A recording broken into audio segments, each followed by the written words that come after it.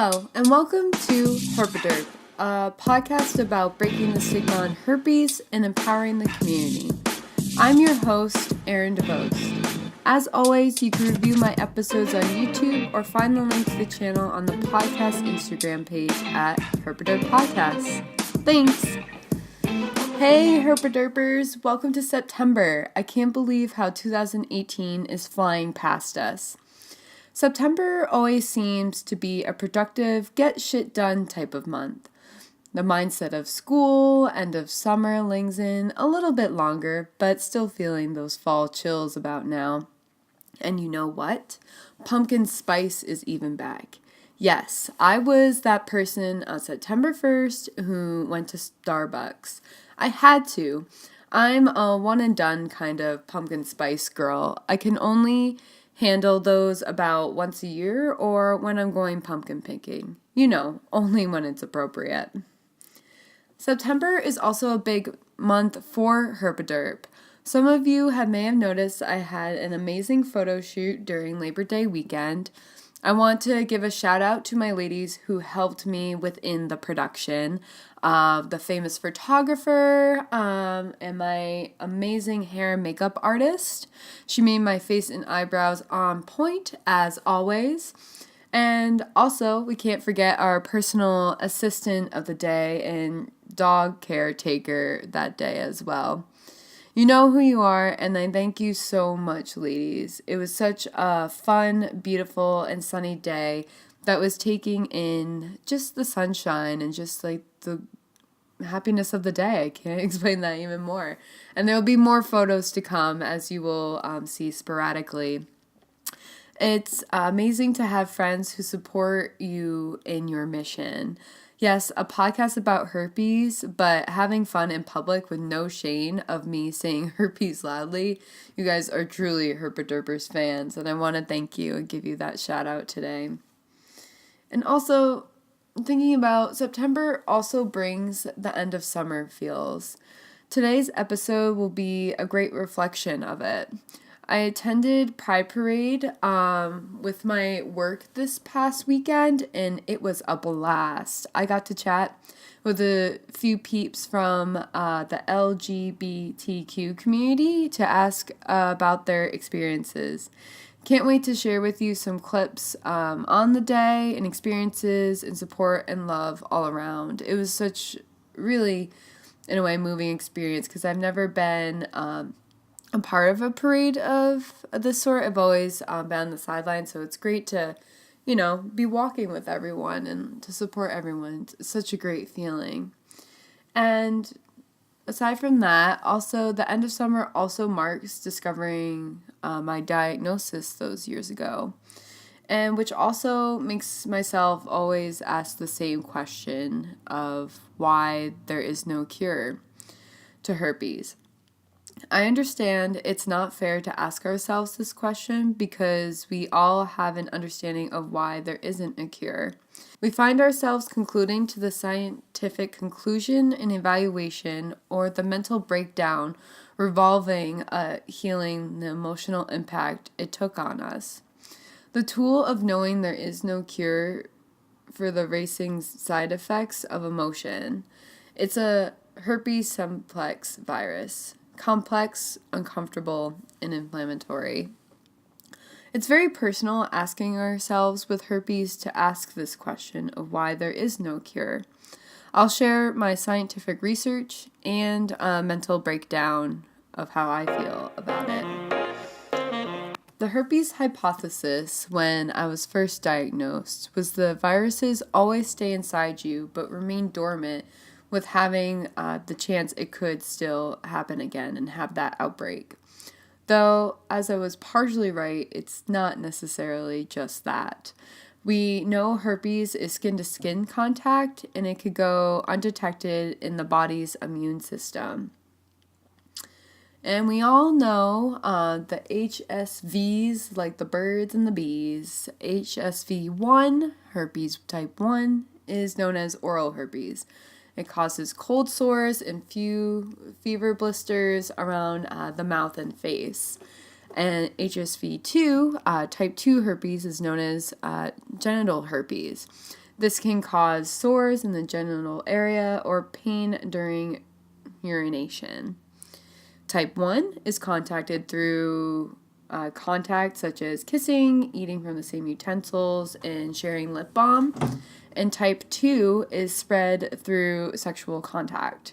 And we all know this. And once the virus is in the person's system, it stays there for life. People can be affected with the virus and have no symptoms. Right now, the sores and other symptoms of herpes are treated with one of several antiviral medications.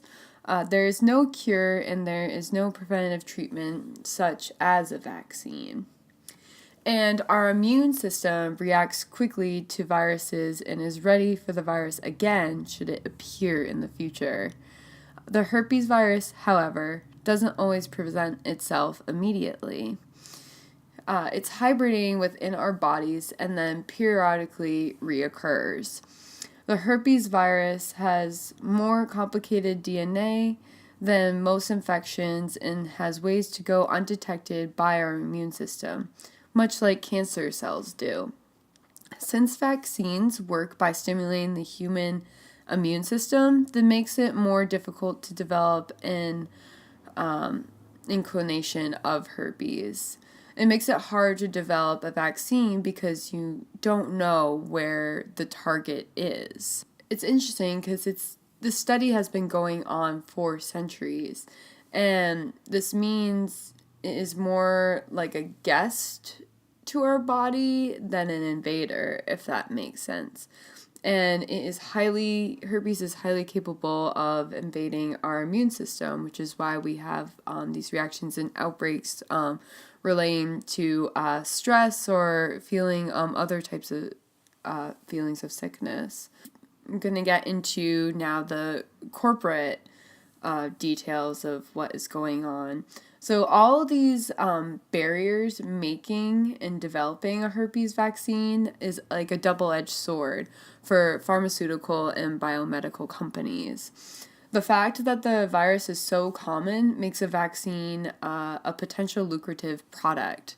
The fact that the virus is so complicated makes research expensive and lengthy. The recent research that I had looked into, that I'm pulling up here right now, is there has been a trial last year, actually. There's a trial reviving around Genosea Biosciences, known as Gen 003 herpes vaccine. So they have went through this trial, which had produced positive results, but it wasn't enough to persuade company executives to move forward, which I was kind of like, what? And so what happened was Genosea had cut the program and was looking to, quote, license out, end quote, its infectious disease programs to a partner company.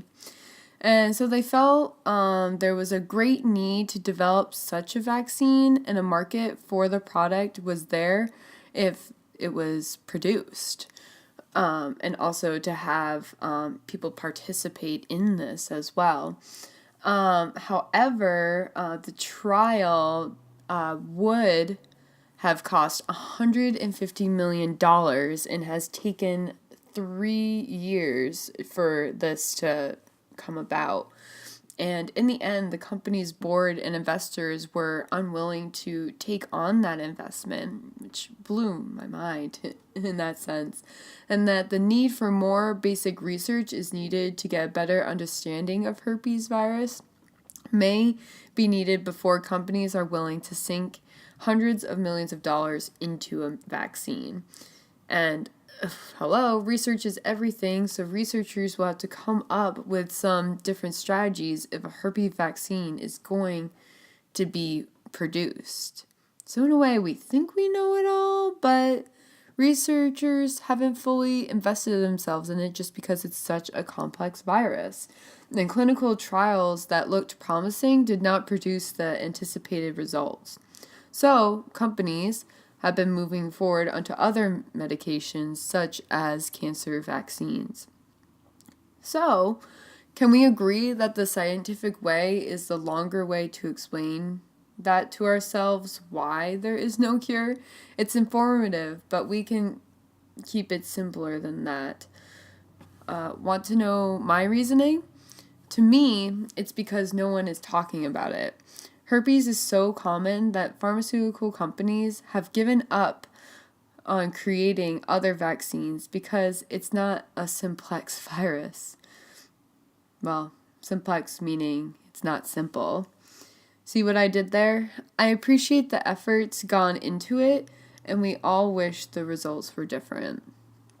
One day there will be a cure, but what's important to do right now is to take care of ourselves, our bodies, and not change who we are because of this. We are thriving with the herpes for a lifetime, and 2/3 of us around the world have it. Something will be said. For now, we let it go like our lesions. We just let it be. And feel free to share your thoughts and your interpretations of why there's no cure at herpaderppodcast@gmail.com. Everyone may not have the same old story, but we are all in this together, and I can't wait to see what you have to share. And with happier thoughts and with the rest of the episode, I want to take you through my experience of the Pride Parade that happened in my hometown. There was so much joy this past weekend celebrating Pride and through Burlington, Vermont, as you may have seen on my Instagram. But I just wanted to also say, these types of communities are very important to us as people and as individuals, and to really grow into who everyone wants to be. And also, I had met 2 people that I have met that is part of the herpes community too, and I'll get into that in a later episode, but I just wanted to give them a shout out on remaining them anonymous for now because I want to respect their privacy. But I just want to thank you both again for us all meeting together and to start developing something big, and I really can't wait to share with that soon in an upcoming episode. But to have our conversations that we had that day, it just made me not only not feel alone, but it made me feel that we all have the same questions that we keep asking ourselves,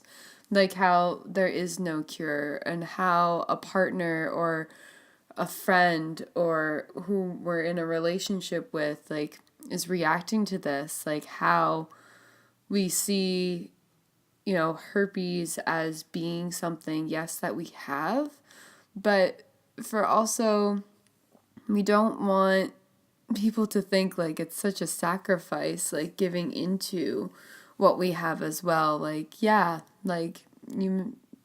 thinking that you're believing that herpes is fine with what we have and that you're afraid of getting it, but be communicative about that. I really support partners and those who don't have herpes to really consider that.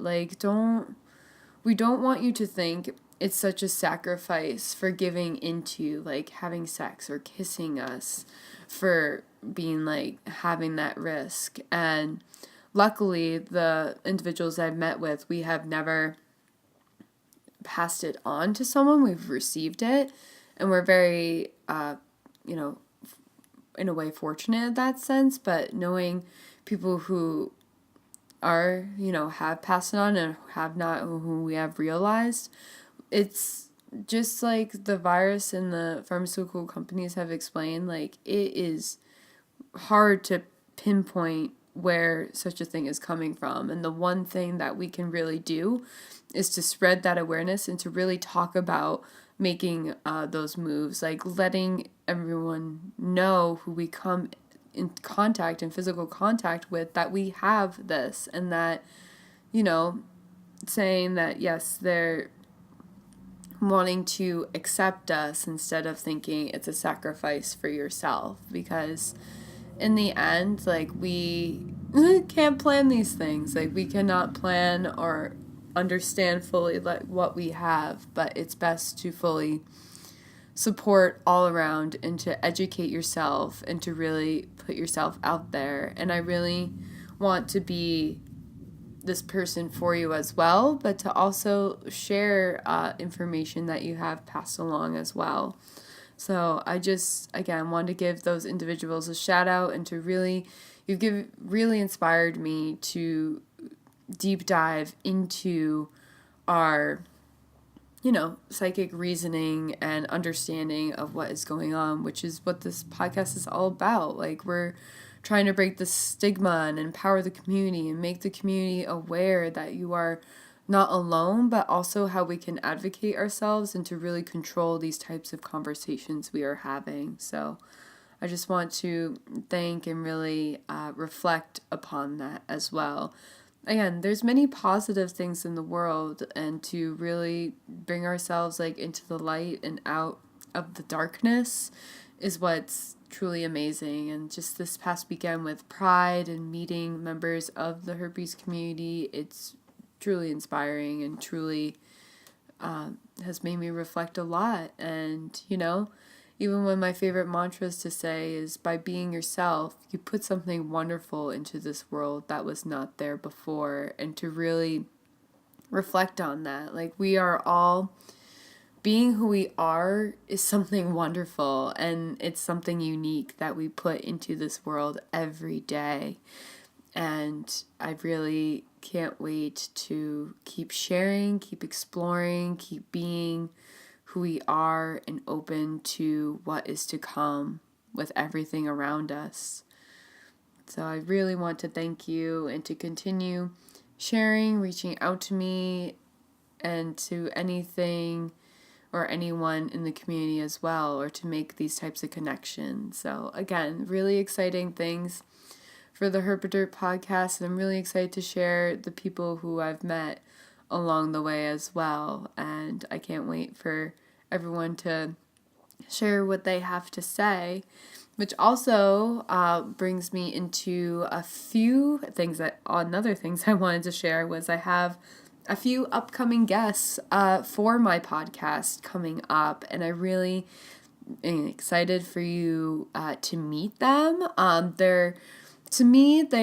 I welcome anyone who wants to interview, whether you have the herpes virus or not, but I'm curious to hear different perspectives. Like my friend Jess, who will be coming on our next episode, will be deep diving into sexuality and how that can really perceive and like change minds, in the sense that, like having herpes can, make you or break you, in the sense of, am I sure that I love who I really love, who had given this to me, but to also see the ways of seeing how people can even change their sexuality or whom they like or love based on this type of experience. So I'm really excited to explore this with Jess, and she is a current grad student that has